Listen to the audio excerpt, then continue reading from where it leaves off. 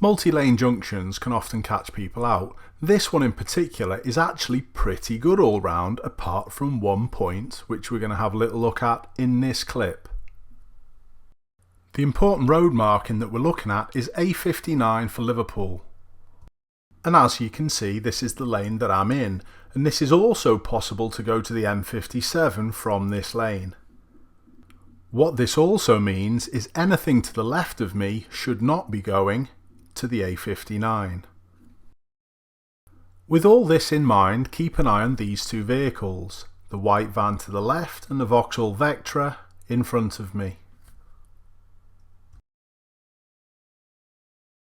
It's only when we get through the lights that the road markings become a little confusing and actually poor, but watch closely these two vehicles. This is the part now that often gets people.